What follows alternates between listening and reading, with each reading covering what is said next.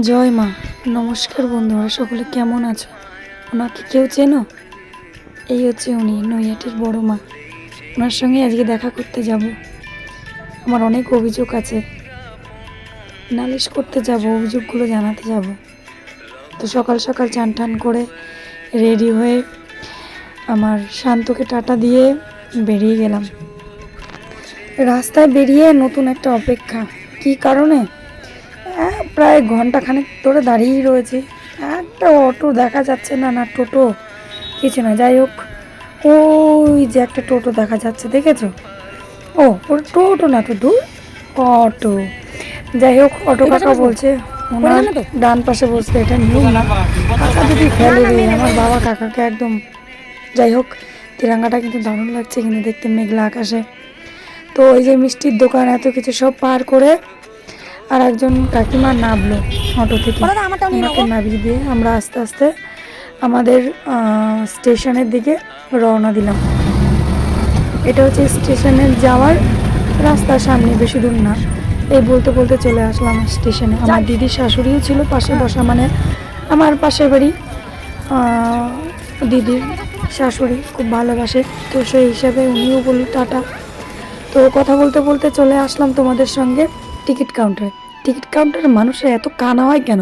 Return বলেছি, return দেয়নি। তো যাই হোক, রিটার্ন দেয়নি বলে তা কি আমি কি যাবো না? ট্রেনে কি আমি চড়বো না? চড়বো। ও মা গো, দেখো কাদের সাথে দর্শন, টুকি দিচ্ছে আমায়।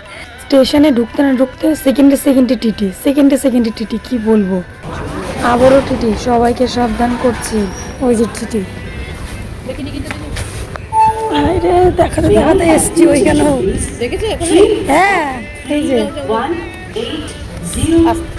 ট্রেনে এখনো বহু মানুষ আছে যারা টিকিট কাটে না, আবার অনেকে কাটে। তো যারা কাটে না, 10-20 টাকার জন্য 200-250 টাকাটা দণ্ড দিয়ে ওনার টিটির কাছে বড্ড গায়ে লাগে। ট্রেনে এখন তো ফ্রিতে উঠতেছি না, ঠিক আছে? ফ্রির দিন শেষ। সামান্য 10 কদম, মানে 10 পা পাড়াতে না পাড়াতে দুজন টিটি অলরেডি ধরে ফেলছে। আর টিকিট ছাড়া উঠি না ট্রেনে, ওটা ভালো না। আমরা সামান্য রাস্তায় চলাচল করতে গেলে না, তখন তো টিকিট কাটতে হয় না, মানে টাকাটা খরচ করতে হয়, এটা তো বেশি লাগে না। তো খরচ করতে কি সমস্যা? টিটিদের সাথে দেখা করতে করতে এবারে ট্রেন ঢুকে গেছে।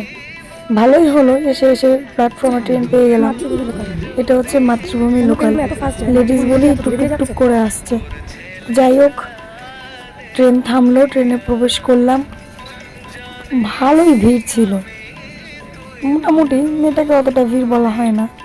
তো গিয়ে এই 4 নম্বর সিটে ঠেলে ঠেলে বসে পড়লাম। 4 নম্বর সিটটা বড্ড রিক্সি সিট, বাচ্চা কাচ্চা নিয়ে কেউ বসো না। তো কল্যাণী থেকে ট্রেন ছাড়তে কাঁচরাপাড়া পৌঁছে গেলাম। আর পুজোয় কেনাকাটি কার কার হয়ে গেছে বলে দিও। কাঁচরাপাড়া থেকে ছেড়ে নৈহাটি ও রওনা দেবে, মানে মাঝখানে স্টেশন হচ্ছে হালিশহর। হালিশহর ছেড়ে নৈহাটি আমি প্রবেশ করলাম মার দুয়ারে। আজকের আকাশটা খুব মেঘলা মেঘলা, কিন্তু মেঘলা হলো দেখো কি সুন্দর লাগছে না? কি সুন্দর তিরঙ্গাটা ভাসছে। যাই হোক, নৈহাটি স্টেশনে অলরেডি ঢুকে গেছি, এখন নামবো। নেবে আমার একটা জিনিস দেখার, যে আমাদের কল্যাণীতে এত টিটি, নৈহাটিতে কেমন টিটি, ঠিক আছে? এদিকে ওদিকে তাকিয়ে দেখলাম ট্রেনে কোনো টিটি নেই, বুঝতে পারলে? এবার দেখি নেমে কি অবস্থা। নেমে দেখার পর তোমাদের জানাচ্ছি। যাওয়া যায়, আবার উপরে টিটি, টিটি রে। টিকটিক করতে করতে পৌঁছে গেলাম। আর স্টেশন থেকে বেরিয়ে খুব সাবধানে পারাপার করবে মার ধামে যাওয়ার জন্য। এরপর পরে খুব গাড়ি ঘোড়া চলে। আর যারা চেনো না তাদেরকে বলি, ট্রেন হলে আপের দিকে তোমার পেছনে উঠবে, আর ডাউনের দিকে হলে সামনে উঠবে।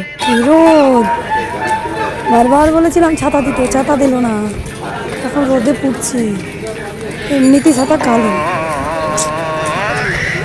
তারপরে রোদে আরো হয়ে যাবে। দেখা তো কি অবস্থা।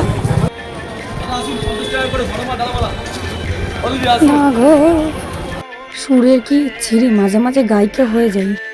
রোদ বৃষ্টি সব পার করে এসেছে, যেরকম মেঘলা ছিল সেরকম রোদ ছিল। বড় মা কাউকে না খালি হাতে ফেরত পাঠায় না, জানো? তাই আমিও মার কাছে এসেছি।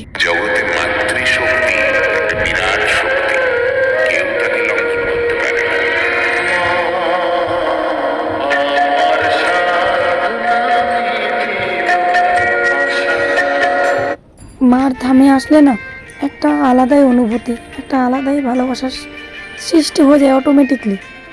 কেননা মা না, মার থামে আসতে গেলে জাত পাত ধর্ম দেখে না কেউ, মা সবার। তাই ওখানে দেখেছিলে সাইনবোর্ডে কি লিখেছিল, ধর্ম হোক যার যার, বড় মা সবার। অনেকে মানসিক করে, মানসিক পূর্ণ হয়ে গেলে অনেকে দণ্ডি কাটে, শুধু মাকে দর্শন করার জন্য। শুধু লাইনটুকু দেখো, কত বড় লাইন। মনের একাকৃত দূর করার জন্য মার কাছে চলে এসো, মা তোমাকে ঠিক আপন করে নেবে। আমার যে নালিশ ছিল, আমার মাকে বলা হয়ে গেছে। শুধু মাকে এটুকু বলে, যে আর যারা কষ্ট দেয় তাদের জন্য সুবুদ্ধি দেয় মা। মা গো, তুমি তোমার স্বামী সংসার নিয়ে ভালো থেকো, পৃথিবীতে যত প্রাণী জগৎ আছে সবাইকে ভালো রেখো।